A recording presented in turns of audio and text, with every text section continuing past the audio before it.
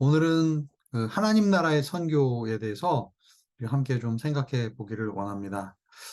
어, 내년도 4차 로잔 대회가 열릴 때, 이 로잔 대회를 통해서, 그동안에, 이제, 복음 전도냐, 아니면 사회 참여냐, 복음주의 진영에서는 아무래도 복음 전도에 대한 포커스가 많이 돼 왔고, 그 다음에 자유주의 진영에서는 아무래도 하나님의 선교 개념과 함께 사회 참여, 또 특별히 가난한 자들에게 실질적인 도움을 주는 그러한 긍휼 사역이 많이 강조가 되었는데, 이제 로잔 대회를 통해서 어떻게 보면 총체적이고 좀 더 성경적인 관점에서 선교를 어떻게 바라보느냐, 이런 부분에 대한 논의들이 그동안 많이 있어 왔습니다.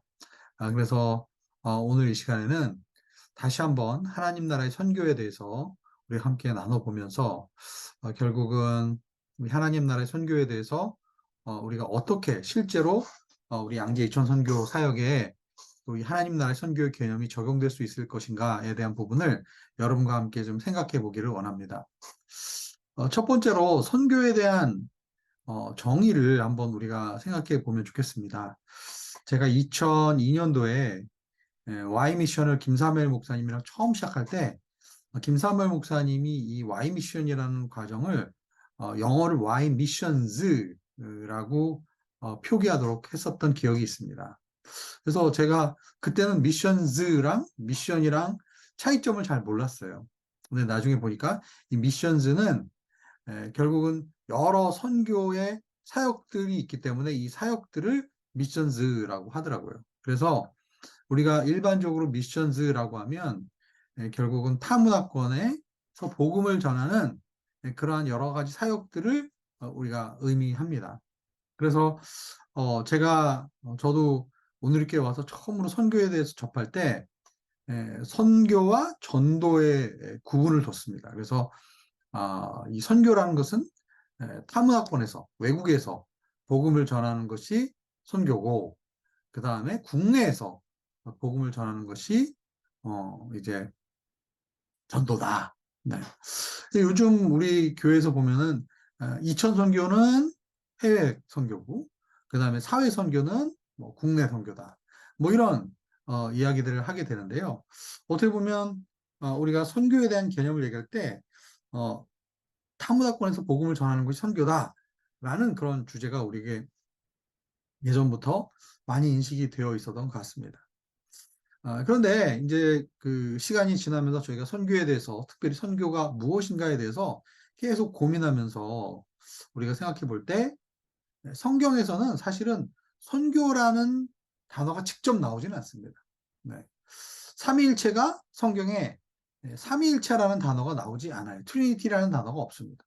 다만 삼위일체의 개념이 성경에 있을 뿐이죠.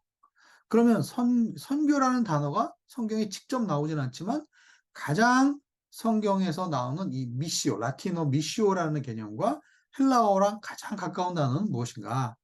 네, 많은 학자들이 하나님의 보내심이다. 네, 아포스텔로스. 네, 그래서 우리가 아포슬이라는 사도라는 단어를 쓸 때 이 사도라는 이 하나님의 보내신다는 개념이 가장 우리가 이야기하는 이 미시오, 라틴어 미시오 선교와 가깝다라고 볼 수가 있습니다.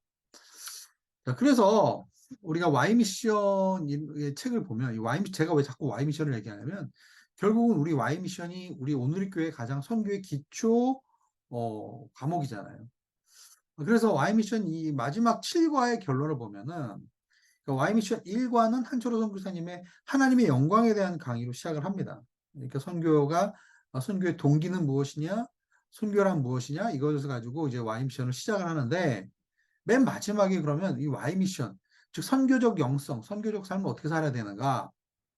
자, Y 미션에서는 가는 자, 가든지 보내든지. 예전에 한 목사님이 뭐 배우든지 가르치든지 뭐 가든지 보내든지 이런 이야기들을 아주 선교 동원에 있어서 사람들에게 선교의 개념을 아주 쉽고 또 명확하게 인식시켜주기 위해서 이런 가든지 보내든지 뭐 가르치든지 배우든지 뭐 이렇게 구호를 만들어 주셨는데요. Y 미션에서도 이 가는 것과 보내는 것으로 굉장히 그 패러다임이 되어 있습니다. 그래서 선교사로 직접 현장에 가든지 아니면 선교사님을 위해서 후원하고 기도하든지. 네.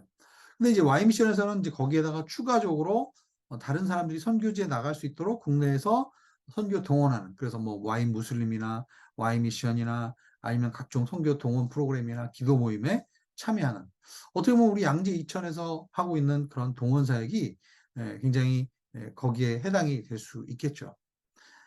그리고 이제 또 Y 미션의 마지막 결론판 때 보면 이제 요즘은 해외에 있었던 그 외국인들이 우리나라에 와서 또 사역을 하다 보니까 이주민 선교에 대한 내용들도 많이 이야기를 하는 것을 볼 수가 있습니다.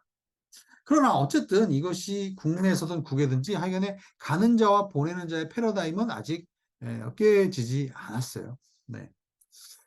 제가 왜 이제 이런 그 말씀을 드리냐면, 제가 아부다비에 있을 때 1년에 한 번씩 성도님들과 함께 사막 기도회를 갔습니다. 사막 기도회는 이제 아부다비 도시에서 사막까지 한 50분, 40분 정도면 차를 타고 가면 사막이 있어요. 그래서 예배를 저희는 이제 그때 당시에 금요일 날 주일 예배를 드렸는데, 예배를 드리고 보통 5시, 6시쯤 되면 예배가 끝나거든요.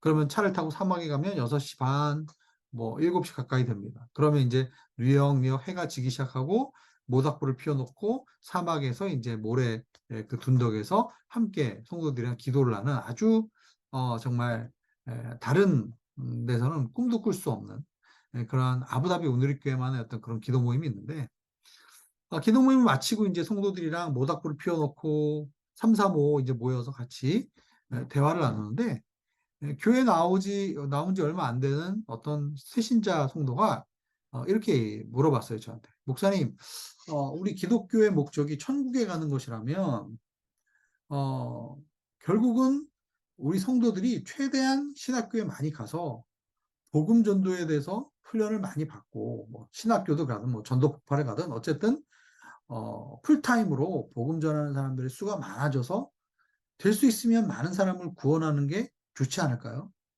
괜히 공대를 가든 의대를 가든 뭐 미대를 가든 음대를 가든 그런 것보다 우리의 목적이 영혼 구원이고 될 수 있으면 많은 사람이 지옥에 가지 않고 천국에 가는 것이 우리 신앙의 목적이라고 한다면 지금보다는 사람들이 훨씬 더 신학교에 많이 가야 하지 않을까요? 이런 이야기를 했습니다. 뭐, 여러분은 어떻게 그 세신자의 대답에 대해서 답을 하실 수 있겠어요? 사실은 우리 성도님들 중에도 굉장히 많은 분들이 이렇게 생각하는 경우들이 많습니다. 결국은 우리가 왜 직업을 갖는가? 왜 의사가 되고, 왜 기술자가 되고, 왜 회사를 차려서 운영을 하고, 또 교육 분야에서 일을 하고, 또 예술 계통에서, 체육 계통에서 일을 하는가?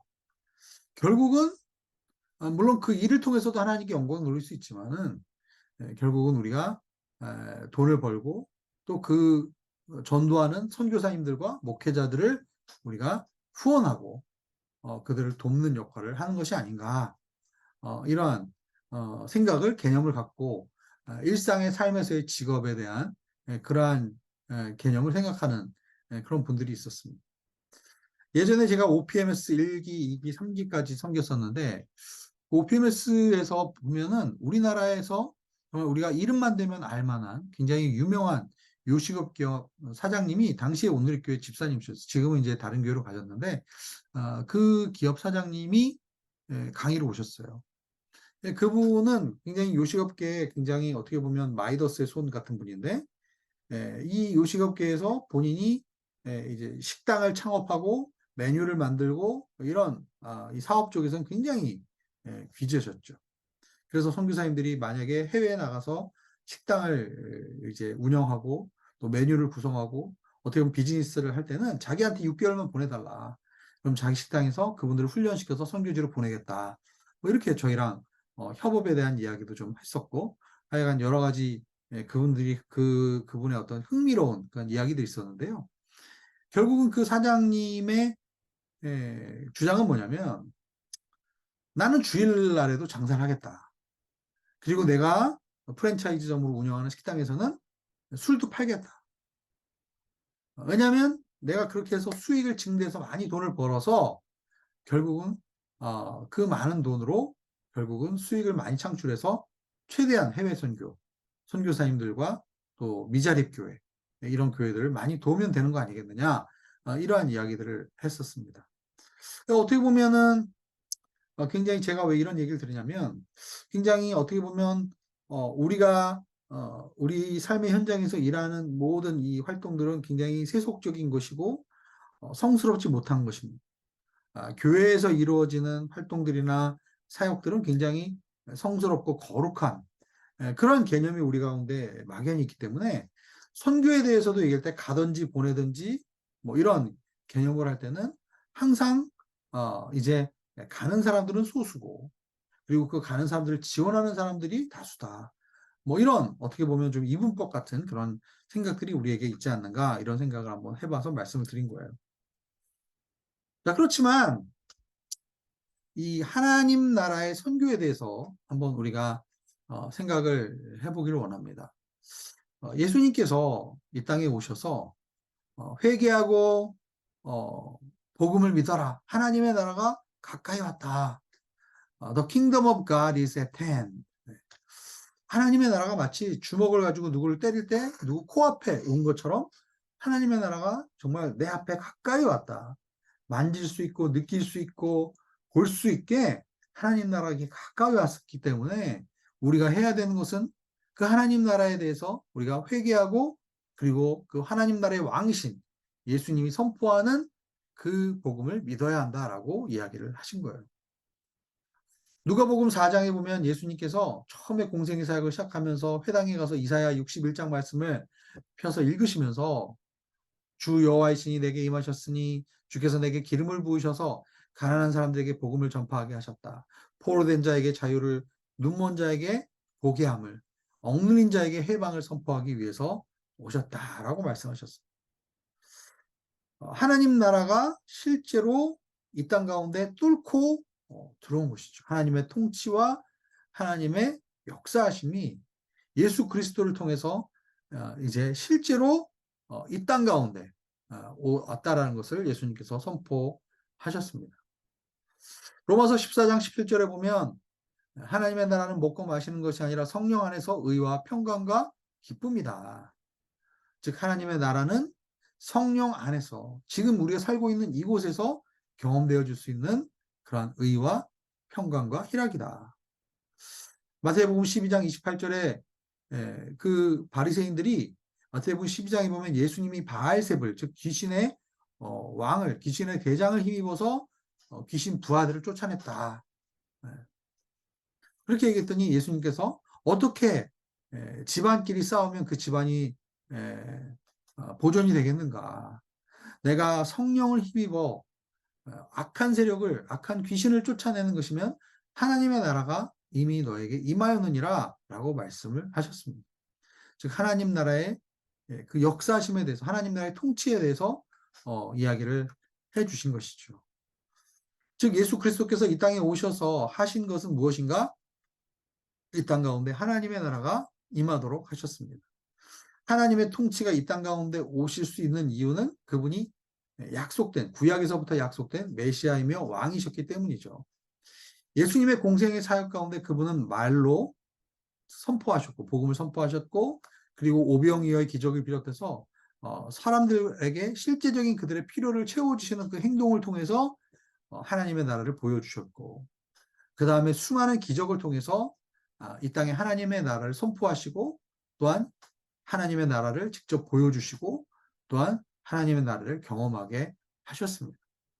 그래서 3W라고 얘기할 수 있는데 하나님 나라의 말과 하나님 나라의 행동과 하나님 나라의 기적 Word, Work, Wonder 이 세 가지를 통해서 하나님 나라를 이 땅 가운데 보여주셨습니다.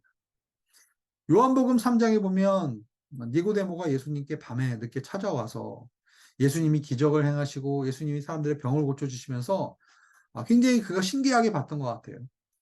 바리새인이면서 사내들인 공회원이었던 니고데모는 예수님께 하나님이 당신과 함께 하시지 않으면 이 모든 것들을 당신이 하실 수 없습니다. 라고 예수님을 칭찬했어요. 그랬더니 예수님께서 니고데모에게 내가 너에게 진실로 진실로 말하노니 사람이 다시 태어나지 않으면 거듭나지 않으면 하나님 나라를 볼 수 없다라고 했어요. 그리고 3장 5절에 보면 거듭나지 않으면 영적으로 다시 태어나지 않으면 하나님 나라에 들어갈 수가 없다. 네. 그러니까 예수님을 믿고 영적으로 다시 태어날 때, 영적으로 거듭날 때 사실은 사람이 이 땅 가운데서 하나님의 나라를 볼 수 있게 되고, 즉 영적으로 눈이 열려서 하나님 나라를 볼 수 있게 되고 하나님 나라에 들어갈 수 있게 된다라고 말씀하고 계십니다. 당시에 예수님 당시에 유대인들은 어떻게 생각을 했냐면 지금 우리가 살고 있는 시대가 있고 그리고 앞으로 하나님께서 오실 그 메시아가 오실 그 미래 세대가 있다. 그러니까 지금 현 세대와 앞으로 올 세대에 대해서 유대인들은 믿고 있었어요. 그래서 지금은 혼란스럽고 지금은 악하고 지금은 죄악 가운데 있지만은 나중에 메시아가 오시는 그 시대가 되면 모든 것이 회복되고 모든 것이 심판과 구원이 있게 되고 모든 것이 이제 바뀔 것이다. 이렇게 메시아가 평강과 권능을 가져온다라는 그런 생각을 했습니다. 그러나 복음서를 우리가 읽어보면 예수님께서는 분명히 유대인의 개념과 좀 다른 것을 이야기하셨어요. 왜냐하면 예수님이 이 땅에 오셔서 첫 번째 오셨을 때 하나님의 나라가 이 땅 가운데 오셨다. 즉 앞으로 미래에 올 세대가 지금 현재 시대를 뚫고 들어왔다. 그리고 그 하나님 나라의 도래가 언제 완성되느냐? 예수님께서 다시 오실 때 이 천국백 복음이 모든 민족 가운데 전파되리니 그제야 끝이 오리라. 예수님의 재림에 의해서 완성되어지는. 그래서 그리스도의 초림과 그리스도의 재림 사이에 분명히 말세, 종말의 시대가 있을 것이다. 즉 하나님의 통치가 이미 이 땅 가운데 오기 시작했고 그리고 예수님의 재림을 통해서 하나님의 나라가 새하늘과 새 땅에 임함으로써 온전히 완성되어진다. 우리는 그래서 예수님의 초림과 재림 사이에서 지금 있는 이 시대 가운데 중간 시대 가운데 우리가 살아가고 있다라는 것이죠. 에베소서 1장 20절에 보면 이런 말씀이 있습니다. 하나님께서는 그리스도 안에서 그 권능을 행하셔서 그리스도를 죽은 사람들 가운데 살리셨고 하늘에 있는 그분 오른편에 앉히셔서 모든 권력과 권세와 권능과 주권과 이 세대뿐 아니라 오는 세대에 일컫는 모든 이름들보다 뛰어나게 하셨습니다. 예수님은 분명히 이 세대에서도 분명히 하나님의 능력과 권세와 영광을 나타내실 분이시지만 그러나 오는 세대에 일컫는 모든 이름보다도 뛰어나신 분이다. 즉 주님은 이 세대뿐만 아니라 앞으로 다가올 세대에서도 다스리신다라는 것을 이야기를 해주고 있습니다. 그래서 예수님께서 이 땅 가운데 오셔서 행하셨던 일은 지금 앞으로 올 시대, 유대인들이 고대했던 그 미래 시대의 일을 지금 현재 세대에 가져오신다.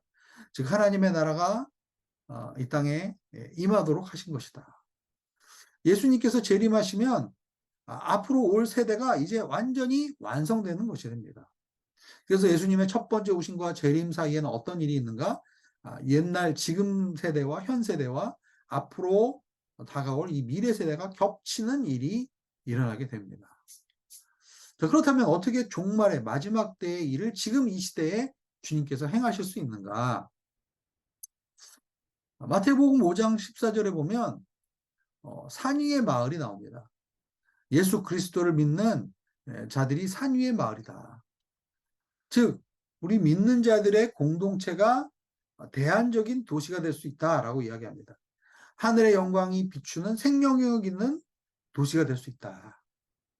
그래서 마지막 때가 되면 예수 그리스도의 주권 아래 모든 것들이 온전히 회복되고 치유될 것입니다.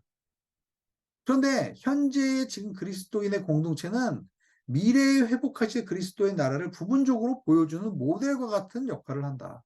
즉 산 위에 있는 마을이 어둠 가운데서 이 빛을 비춰줌으로써 이 빛을 통해서 하나님 아버지를 알게 하는, 어떻게 보면 이 세상의 어둠에 속한 도시가 아니라 대안적인 예수님의 공동체의 도시를 우리 가운데 보여준다라고 할 수가 있습니다. 자, 하나님 나라와 교회에 대해서 우리가 한번 좀 생각을 해보기를 원합니다. 하나님 나라와 교회.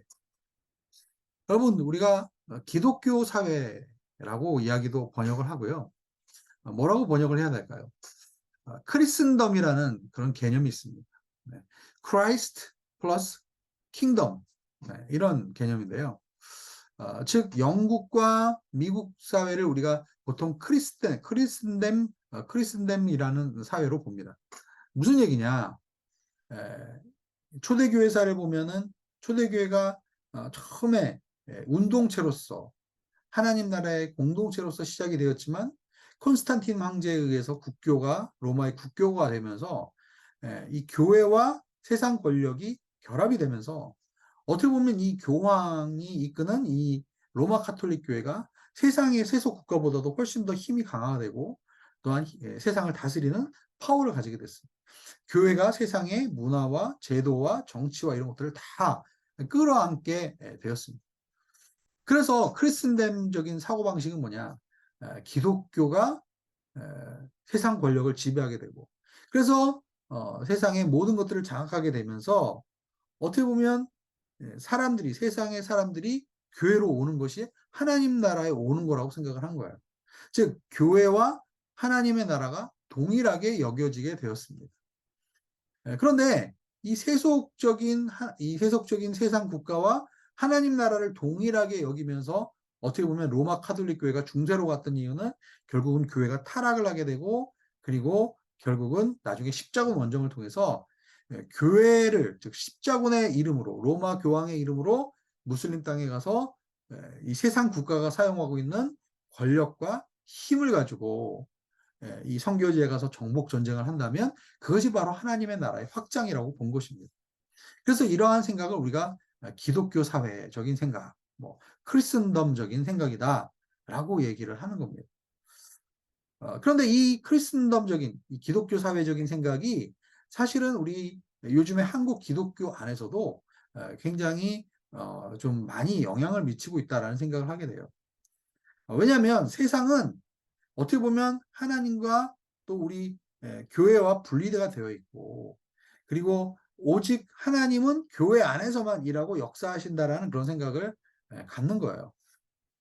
그래서 예를 들어서 어떤 아우리치를 누가 간다라고 했을 때 아우리치에서 뭔가 비행기가 연착이 되고 혹은 뭐 홍수가 나서 아우리치 팀들이 원하는 그 시기에 그 일들을 하게 됐다. 그러면은 우리가 이제 간증을 합니다. 하나님이 비행기도 멈추시고 날짜도 멈추시면서 우리의 아우리치를 위해서 우리의 사역을 위해서 하나님께서 이르셨다라고 얘기를 하죠.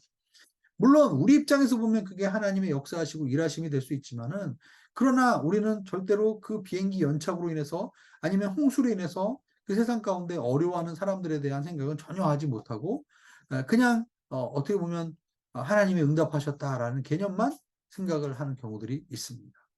어떻게 보면 하나님은 세상에서 철저히 일하지 않으시고 오직 교회 안에서 성스러운 영역 가운데서만 일하시는 하나님을 생각을 하는 겁니다. 그래서 이 크리스천덤적인 생각, 이 기독교 사회적인 생각을 가지고 사람들이 교회로 오는 그러한 생각을 여전히 우리가 하고 있는 경우들이 있습니다. 그러나 하나님 나라의 관점, 교회를 하나님 나라의 관점에서 보면은 교회는 하나님의 나라를 이 땅에 임하게 하는 통로가 됩니다. 교회는 하나님의 나라와 이꼴이 아니라 교회와 하나님과 세상이 만나는 지금 이 세 파이가 만나는 이 공간 안에 하나님의 역사도 있고 세상 가운데도 있고 하나님의 은혜가 있다. 즉, 이 이분법적으로 이게 나눠지는 것이 아니라 세상에서도 하나님의 나라가 임할 수 있고 교회 안에서도 하나님의 나라가 임할 수 있다. 그리고 교회와 세상이 만나는 곳에서 하나님의 나라가 또한 생길 수도 있다라는 개념에서 우리는 하나님의 나라와 교회를 생각해 봐야 한다는 것입니다. 마태복음 13장에 보면 씨 뿌리는 자의 비유가 나옵니다. 그리고 13장 이후에 보면 또한 가라지 비유가 나오고요. 그 다음에 겨자씨와 누룩의 비유가 나옵니다. 이 마태복음 13장은 다 하나님 나라의 비유로 얘기하고 있는데 어떻게 보면 하나님의 나라는 아주 조그마한 겨자씨와 같은 것으로 시작되지만 나중에 30배, 60배, 100배의 열매를 맺게 되고, 그리고 하나님의 나라에는 악의 세력에 대한 방해가 있습니다. 그러나 하나님은 가라지를 당장 뽑지 않으시죠. 왜냐하면 마지막 심판의 때에 그들을 심판하시고, 지금 당장 가라지를 뽑는다면 원 좋은 가지들도 다칠 수 있기 때문이죠. 그리고 하나님 나라를 발견한 사람, 그 귀한 가치를 발견한 사람은 자신의 모든 것을 팔아서 결국은 하나님 그 밭을 사는, 그 진주를 사는 그러한 이야기가 나옵니다. 그리고 나서 마태복음 13장 47절에서 50절에 보면 하나님의 나라는 바다에 던져 온갖 종류의 물고기를 잡는 그물과 같다. 세상 끝에는 분명히 심판이 있고 그 그물을 이제 하나님의 나라라고 이야기를 합니다. 즉 하나님의 나라가 통치가 모든 사회 영역과 열방 끝까지 이제 가득 차서, 그래서 바다의 물고기를, 모든 종류의 물고기를 다 잡게 되면 반드시 그때야 끝이 있을 것이다. 하나님 나라는 굉장히 작은 겨자씨가 많은 것에서 시작돼서 하나님의 나라는 점점 온 세상을 덮는 그물과도 같아질 것이다. 그래서 어떻게 보면은 사회 선교냐, 해외 선교냐, 이러한 개념, 복음 전파냐, 아니면 사회 참여냐, 뭐 이런 관점에서 우리가 이분법적으로 보는 것이 아니라 하나님 나라의 관점에서 우리가 이 선교를 바라본다면 하나님의 통치가 정말 어떠한 분야에서도 임하게 해야 되는 것입니다. 그래서 우리가 세속적인 직업을 갖는 이유도 그 직업 현장 가운데서 하나님께서 예배드리는 예배자들이 그곳에서 하나님께 예배드리고 하나님의 통치와 회복이 그 각 파트별로 임해야 되는 것이고, 그리고 하나님 나라의 통치와 회복이 마치 그물이 가로줄과 세로줄이 있는 것처럼, 그 그물코가 있는 것처럼 하나님 나라의 교회를 통해서 이 땅 가운데 하나님을 믿는 당신의 백성들을 통해서 결국 이 세상 가운데 하나님의 나라가 이 세상 끝날까지, 열방까지 가야 된다는 이 개념이 함께 하나님의 나라에는 총체적으로 연결이 되어 있다는 것을 우리가 생각을 해야 할 것입니다. 마지막으로 라이프 윈터 선교사님이 이제 돌아가시기 전에 한국에 오셨을 때 우리 한국 선교 지도자들에게 이야기했던 것 중에 유명한 이야기가 있죠. 서양 선교사들이 범했던 12가지 실수에 대해서 한국 선교사님들한테 얘기해 준 것이 있습니다. 제가 여기 12가지를 다 소개를 하지는 않겠지만, 그러나 우리가 귀를 기울여서 이야기를 좀 들어야 될 부분이 있습니다. 첫 번째는 대학교를 세우지 않고 신학교만을 세운 것은 서양 선교사들의 실수다. 왜냐하면 하나님의 관점에서 선교를 바라본다면 아까 얘기한 것처럼 복음 전도도 물론 해야 되지만, 그렇지만 하나님의 관점에서 보면은 이 사회를 하나님의 나라가 임하도록 해야 되는 것이기 때문에 다양한 영역에서 그리스도인들이 결국은 하나님 나라의 가치, 하나님 나라의 제자들이 각 사회 분야에서 그 나라를 변화시키는 그 일에 함께 해야 되는데, 서양 선교사들은 대부분의 경우에 해외에 가서 신학교만을 세웠다. 이 세상에 하나님의 나라가 임하는 것을 가르치지 않고 내세 사상을 가르친 것을 후회한다. 성도들이 선교에 직접 참여하도록 돕지 않고 전문 선교사만을 후원하게 한 것을 후회한다. 선교사를 보내는 것이 아니라 돈만을 보낸 것을 후회한다. 비즈니스가 선교라는 것을 이해하지 못하고 선교를 위한 비즈니스만을 사람들에게 이야기한 것을 후회한다. 병의 근원인 세균이나 바이러스 퇴치를 연구하지 않고 그냥 아픈 사람만을 고쳐준 것. 물론 아픈 사람을 고쳐주는 것이 당장 눈앞에 보이는 어떻게 보면은 문제 해결이라고 볼 수 있지만은, 그러나 병의 근원인 바이러스나 세균을 퇴치하지 않는다면 선교사들이 계속 사람을 보내야 되고 선교사들이 계속 일을 해야 하는 것이죠. 어떻게 보면 눈앞에 보이는 그러한 이익만을 바라보고 어떻게 보면 전체적인 관점에서, 홀리스틱한 관점에서 바라보지 못했다라는 거죠. 그리고 사회를 변화시키는 것과 하나님 나라의 선교가 함께 간다라는 것을 사실 가르치지 못했다. 그러니까 랄프 윈터 박사님이 맨 마지막에 이제 우리 선교의 세 가지 시대에 대해서 이야기하면서 해안선 선교 시대, 내륙 선교, 내지 선교 시대, 그다음에 미전도 종족 시대를 얘기했는데 어떻게 보면 이제 그분이 이 미션 퍼스펙티브를 맨 마지막에 마무리하면서 이 마지막 판에 보면은 하나님 나라의 관점의 선교에 대한 이야기들을 굉장히 많이 하시는 것을 볼 수가 있습니다. 어떻게 보면 이 윈터 박사님의 이러한 생각들이 결국 나중에 로잔 운동을 이제 인도하는 후배들에게 이어져서 이제는 이 로잔 운동이 하나님 나라의 관점에서 복음 전도냐, 사회적 책임이냐, 국내 선교냐, 해외 선교냐 이런 이분법적인 생각이 아니라 좀 더 통합적인 관점에서 이제 선교를 바라보기 시작했다는 것을 알 수가 있습니다.